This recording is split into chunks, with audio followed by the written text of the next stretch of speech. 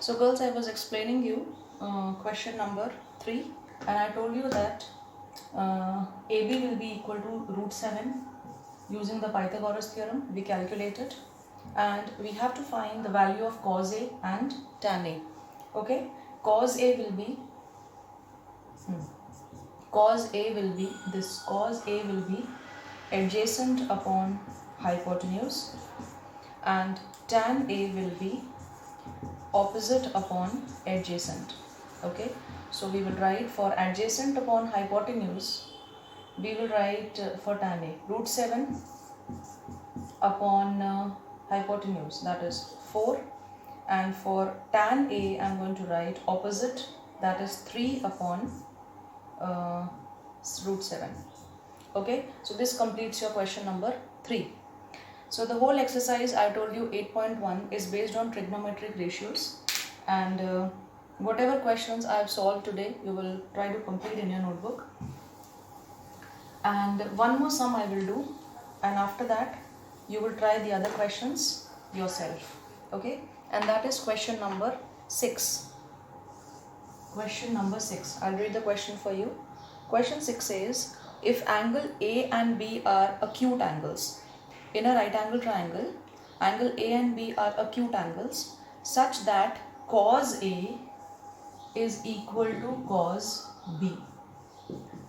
Now in a right angle triangle, it is saying that angle A is equal to angle B. Definitely A and B cannot be a right angle, so let us take this as C. So A and B are acute angles. Fine. They are saying this condition is given, cos A is equal to cos B. This is question number 6. Now you have to prove that angle A is equal to angle B.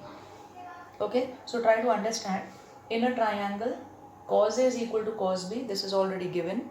You have to prove that angle A is equal to angle B. Okay, so let us begin with cos A. When I say cos A, it is equal to, adjacent upon hypotenuse. Right? Values are not given. We will solve without the values. And cos B will also be equal to adjacent upon hypotenuse. But in this case, cos A, adjacent will be AC upon hypotenuse will be AB, right?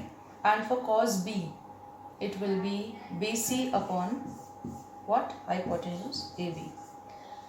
Understood? So for cos A it will be AC upon AB, and for cos B it will be BC upon AB. It is given that this is equal, mean these two parts are equal. So what we will do is, we are going to write AC upon AB, right, is equal to BC upon AB. Fine. So this will cancel. We are left with AC is equal to BC. Now coming back to the question, when I say AC is equal to BC, don't you think that this becomes an isosceles triangle?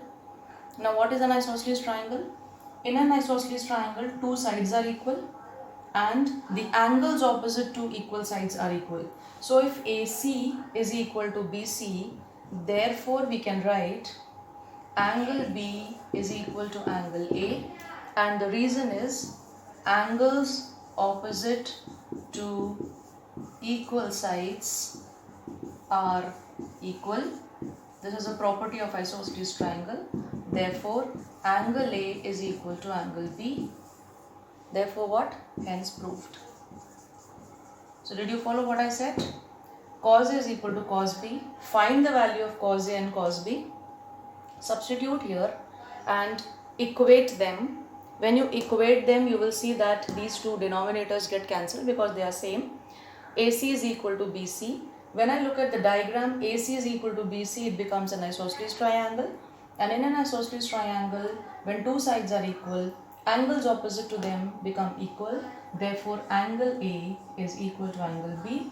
Hence, proved.